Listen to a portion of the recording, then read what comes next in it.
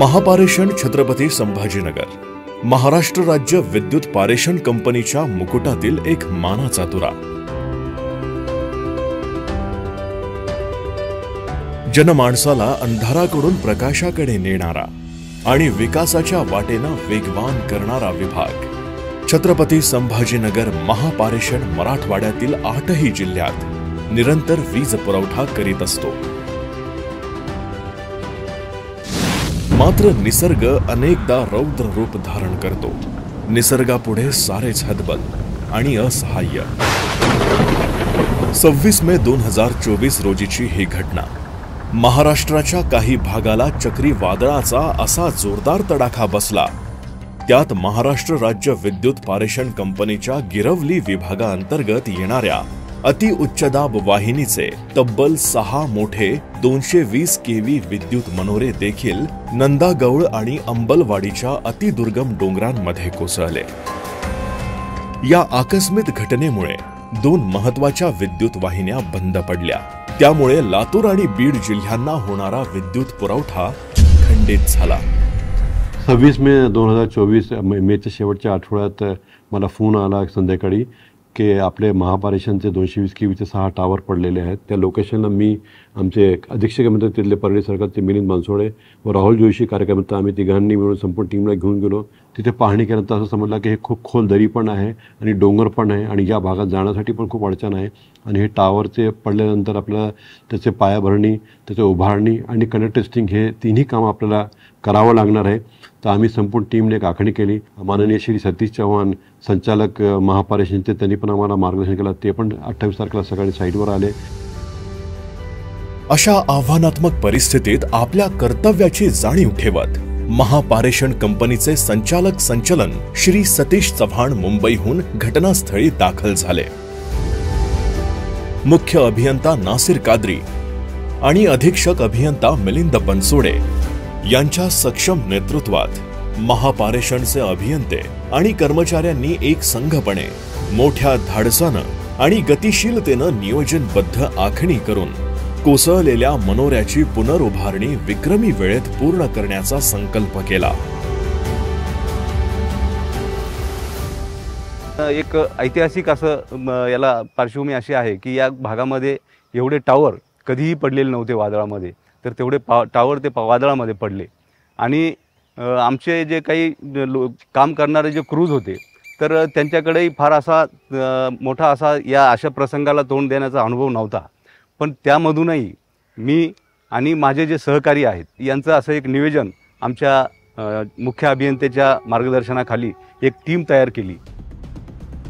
भौगोलिकदृष्ट्या अत्यंत दुर्गम असलेल्या डोंगरांवर मनोऱ्याची पुन्हा उभारणी करणे अतिशय जिकरीचे आणि अवघड होते। प्रत्यक्ष घटनास्थळी पोहोचण्यासाठी रस्तेच नसल्यानं मनोरे उभारण्यासाठी लागणारे साहित्य आणि यंत्रसामुग्री आदींची वाहतूक करणे देखील कठीण होते। सगळ्यात मोठा जो प्रश्न होता की आता एवढं लागणारं मटेरियल अचानक आणायचं कुठून, कारण आमच्याकडे असं काही परचेस त्यासाठी असं मुद्दाम काही स्पेअर नव्हतं। पण तरीसुद्धा आमच्या धाराशिव स्टोअरमध्ये भांडारामध्ये ते मटेरियल आम्हाला मिळालं आणि ते मटेरियल आम्ही एकाच दिवसात पूर्ण साधारणतः जवळपास 25 टन मटेरियल हे आम्ही एकाच दिवसात साईटवर ट्रान्सपोर्ट केलं। हे मनोरे लवकरात लवकर पूर्ववत उभारले जावेत यासाठी अभियंते आणि कर्मचारी प्रत्यक्ष कामाच्या ठिकाणी तळ ठोकून होते। या कामी मेसर्स सोमेश्वर विद्युत एजन्सी आणि मनुष्यबळ वाढवण्यासाठी नांदेड आणि परतूर येथून मेसर्स सुजाता इलेक्ट्रिकल्स आणि मेसर्स नीलशिखा यांच्या टीम मागवण्यात आल्या होत्या। पूर्णपणे या 9 ते 10 दिवसाच्या कालावधीमध्ये 70-80 माणसं आणि 10 ते 12 अधिकारी आणि विभागाचे MSCTCLचे कर्मचारी, आउटसोर्सिंगचा स्टाफ एवढे सगळे म्हणजे साधारण 100 माणसं दिवस रात्र अहोरात्र इथं राबत होती।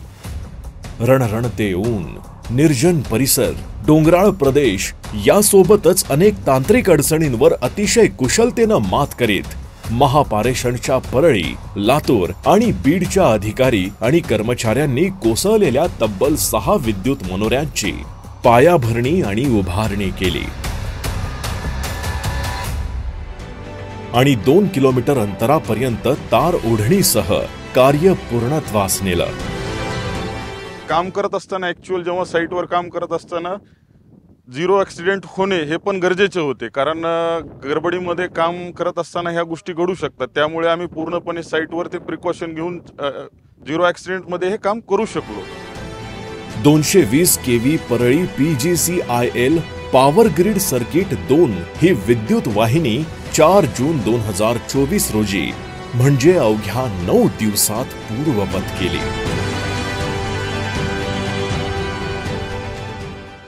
वादळामुळे ओल्ड GCR ते PGCIL व ओल्ड GCR ते गिरवली ह्या 220 kV लाईनचे 6 टावर पडले होते.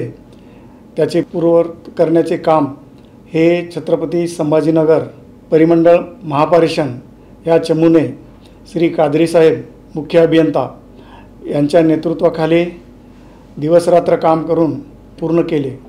त्याबद्दल मी परिमंडळाचे अभिनंदन करतो. या अभूतपूर्व आणि अद्वितीय कार्यसिद्धीमुळे महापारेषण विषयीचा विश्वास जनमानसाच्या मनामनात अधिक प्रबळ झाला.